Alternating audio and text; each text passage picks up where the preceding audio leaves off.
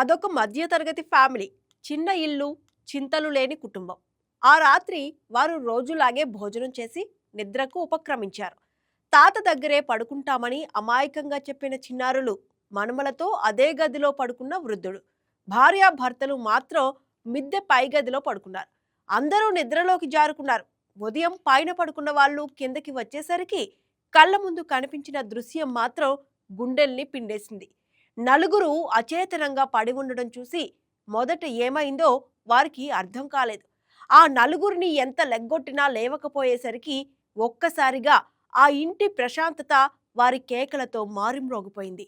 రాత్రి అంతా బాగానే ఉంది. ఉదయానికి ఒక్కసారిగా ఆ కుటుంబం నలుగురు మృతితో తల్లకిందులైపోయింది. ఏదైనా ఫుడ్ పాయిజనింగ్ అయిందా? పాము లాంటి విష జంతువు ఏదైనా కాటేసిందా? గుండెపోట లేక మరేదైనా అనర్థమా అనే అనుమానాలతో తలలు బాదుకున్నారు.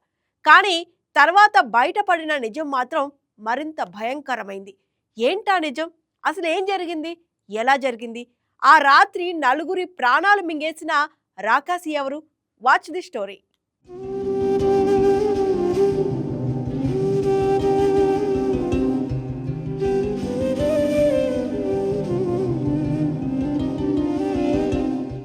అన్నమయ్య జిల్లా పొంగనూరులో జరిగిన ఈ విషాద ఘటన స్థానికంగా తీవ్ర కలకలం రేపింది. పట్నంలోని త్యాగరాజ వీధిలో నివసిస్తున్న మురళి, రేవతి దంపతులకు కార్తీక్, సుమబిందు, చందన, చరిత అనే నలుగురు పిల్లలు. వీరితో పాటు మురళి తండ్రి రామచంద్ర కూడా అదే ఇంట్లో ఉండేవారు. కూలీ పనులు చేసే తాత, సెలూన్ షాప్ నిర్వహించే తండ్రి. చిన్న ఇల్లైనా ప్రేమతో ఆనందంతో జీవిస్తున్న సాధారణ కుటుంబం అది.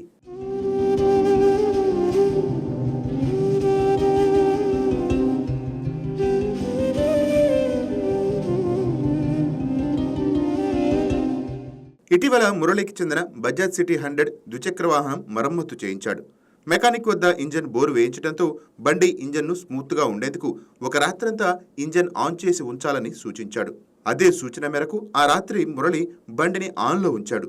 అయితే బైక్ బయట ఉంచితే ఎవరైనా ఎత్తుకుపోతారనే భయం, అలాగే దాని శబ్దంతో పొరుగువారికి ఇబ్బంది కలగకూడదనే ఆలోచనతో బండి ఇంటి హాల్లోనే ఉంచి తలుపులు మూసివేశాడు.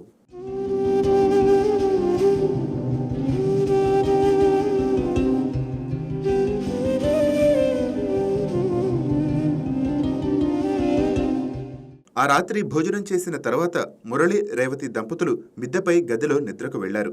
పెద్ద కుమార్తె సుమబిందు బంధువుల ఇంటికి వెళ్ళింది. కింద హాల్లో మాత్రం తాత రామచంద్రతో పాటు కుమారుడు కార్తీక్, కవల చిన్నారులు చందన, చరిత తలుపులు వేసుకొని నిద్రపోయారు. కానీ అదే రాత్రి ఆ ఇంట్లో కనిపించని ప్రమాదం మెల్లగా విస్తరించింది.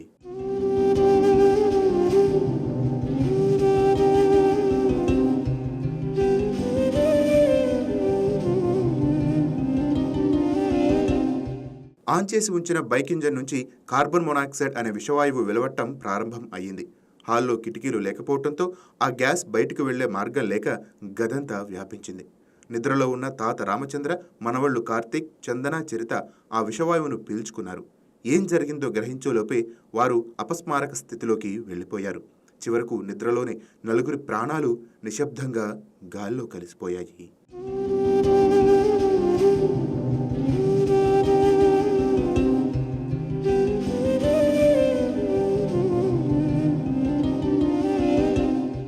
ఉదయం మిద్దెపై నుంచి కిందకు వచ్చిన మురళి, రేవతి తమ కుటుంబ సభ్యులు అచేతనంగా పడి ఉండటం చూసి షాక్కు గురయ్యారు. ఎంత లేపినా స్పందన లేకపోవడంతో చుట్టుపక్కల వారిని పిలిచారు. వారు వచ్చి పరిశీలించగా అప్పటికే నలుగురు మృతి చెందినట్టు గుర్తించారు. ఈ ఘటనతో ఆ ప్రాంతం మొత్తం ఒక్కసారిగా విషాదంలో మునిగిపోయింది.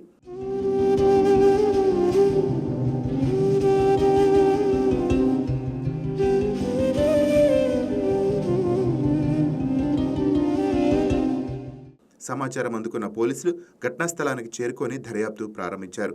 మృతదేహాలను పోస్టుమార్టం కోసం తరలించారు.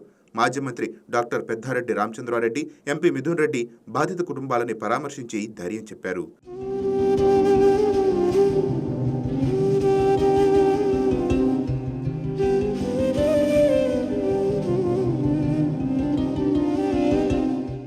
అయితే ఈ ఘటనలో అత్యంత హృదయ విదారకరమైన విషయం ఆ రాత్రి చిన్నారులు చెప్పిన మాటలు. అమ్మ, నాన్న, మేము తాత దగ్గరే పడుకుంటాం, మీరు మిద్దెపై పడుకోండి అని అమాయకంగా చెప్పిన ఆ మాటలే ఇప్పుడు ఆ తల్లిదండ్రులు జీవితాంతం మిగిలిపోయే చివరి జ్ఞాపకంగా మారిపోయాయి.